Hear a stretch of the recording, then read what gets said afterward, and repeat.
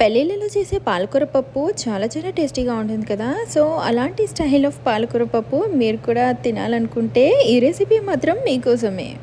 ఏంటి పాలకూర పప్పే కదా, ఏం స్పెషల్ ఉంటుంది, ఏం స్పెషల్ టేస్ట్ ఉంటుంది, మాకు పాలకూర పప్పు అంటే అసలు ఇష్టం ఉండదు, బోర్ కొట్టేస్తుంది అని అనుకునే వాళ్ళు డెఫినెట్గా ఈ వీడియో చూడాల్సిందే.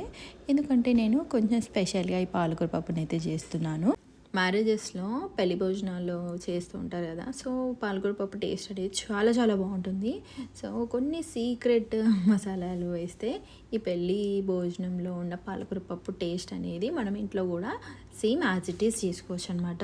ఈ పాలకూర పప్పులో నేను ఒక స్పెషల్ మసాలా అయితే వేస్తాను. సో ఈ స్పెషల్ మసాలా వేయడం వల్ల పాలకూర పప్పు టేస్ట్ అనేది చాలా చాలా బాగుంటుంది అనమాట. డెఫినెట్గా ట్రై చేయాల్సిన రెసిపీ అనమాట ఇది. పాలకూరని ఎప్పుడు ఉప్పు వేసిన నీటిలో మంచిగా ఇలా 2 టైమ్స్ మంచిగా వాష్ చేసుకోవాలి. సో ఇలా వాష్ చేసుకోవడం వల్ల మట్టి లాంటివన్నీ కిందకు వచ్చేస్తాయి అన్నమాట.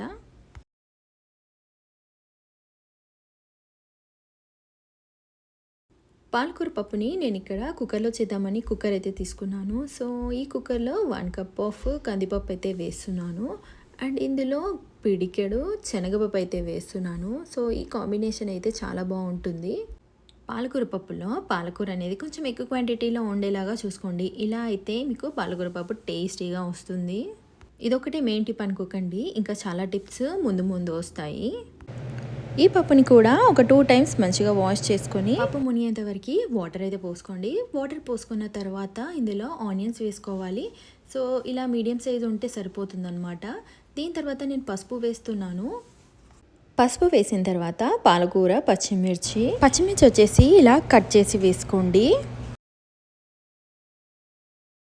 కరివేపాకు ఇవి వెంటనే వేసుకొని మూత పెట్టేసి కుక్కర్ అయితే 3 విజిల్స్ వచ్చే వరకు వెయిట్ చేయండి. కుక్కర్ ఎప్పుడు హై ఫ్లేమ్లో పెట్టకూడదు, ఎందుకంటే ఒకటేసారి ఎక్కువగా విజిల్ వచ్చి మాడిపోయే ఛాన్స్ ఉంటుంది. మీడియం ఫ్లేమ్లో పెట్టేసేయండి.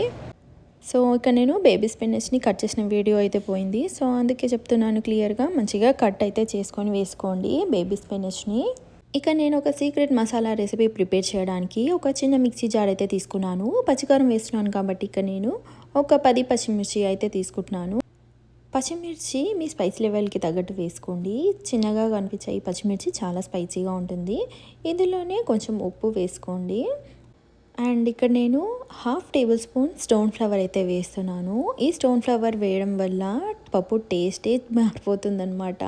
సో చాలా చాలా టేస్టీగా ఉంటుంది. ఈ పచ్చికారాన్ని మంచిగా మిక్సీ చేసుకొని పక్కన పెట్టుకోండి.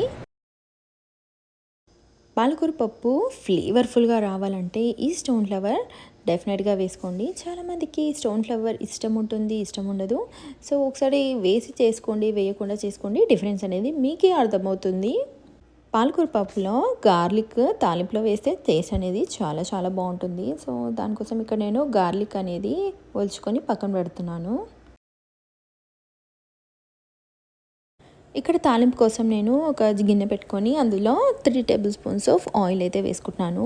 ఆయిల్ ఎప్పుడైతే హీట్ అయిందో అందులోనే జీలకర్ర, ఆవాలు, ఎండుమిర్చి కూడా వేసుకోండి.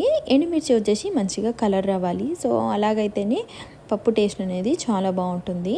ఎప్పుడైతే ఎండుమిర్చి కలర్ వచ్చిందో దాని తర్వాత గార్లిక్ అనేది వేసుకోండి. ఫస్టే గార్లిక్ వేసుకుంటే గార్లిక్ మాడిపోతుంది అనమాట. సో అందుకే ఎండుమిర్చి కలర్ వచ్చిన తర్వాత గార్లిక్ అనేది వేసుకోవాలి.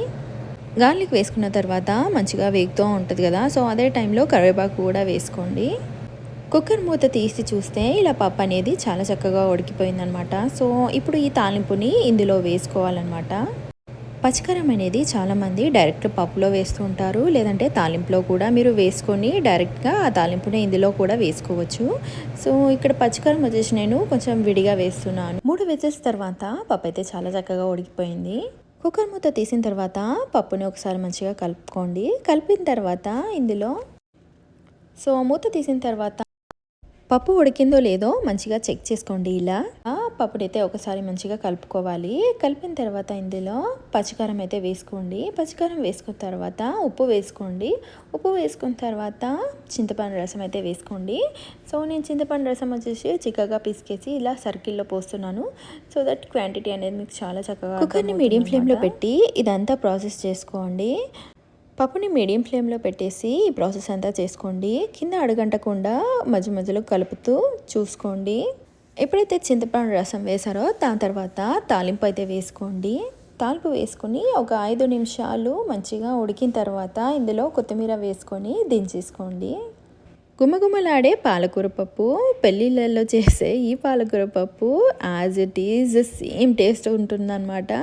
సో డెఫినెట్గా మీ ఇంట్లో కూడా ట్రై చేయండి. పప్పు దింపే ముందు ఇందులో కొద్దిగా జీలకర్ర పొడి అయితే వేస్తున్నాను. ఈ జీలకర్ర పొడి వేయడం వల్ల పప్పు ఫ్లేవర్ఫుల్గా ఉంటుంది. వేడి వేడి అన్నంలో ఈ పాలకూర పప్పు కలిపి తింటే చాలా చాలా టేస్టీగా ఉంటుంది. మీరు కూడా డెఫినెట్గా ట్రై చేయండి. ఈ రెసిపీ మీకు కూడా నచ్చుతుంది.